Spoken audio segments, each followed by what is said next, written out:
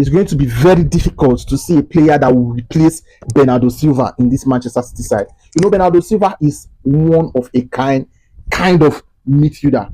He's a playmaker. He's an inside forward. He can play in a deeper role. He can play as a number 10. You get he can play literally everywhere. And at some point, he has been used both as a left back and also as a right back in some tactical tweaks by Pep Guardiola. And he's one very, very intelligent midfielder. He's very versatile and very technical. He's a kind of player that fits in Pep Guardiola's system.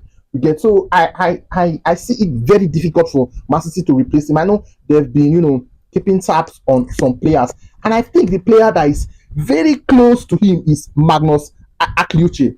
He's also playing in Monaco, and he also has that is dynamism. You get he can he also plays as an inside forward, and he can work in tight space. He's also a left-footed player, and also this guy Adam Mathon. You get I think those are the two players that can actually come close to replacing Bernardo Silva.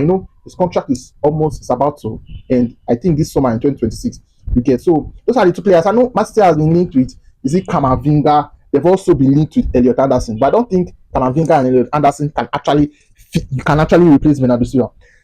Bernardo Silva, why I say this is because he's very press resistant. Some of the midfielders Man City bought are the reason why they've been struggling this season to kind of control games. They have midfielders that can actually be easily dispossessed. You get so I think they need those scouts actually scouted the likes of Bernardo Silva, Mahrez. Those scouts, they did wonderful works, and the scouts that have been scouting most of Manchester City players, they have not really been very good at it. Players like Semenyo, I know he scores goals, but he shouldn't be playing for a team like Manchester City. He can be easily dispossessed. Players like Savio self shouldn't be playing for Manchester City. He can easily be dispossessed.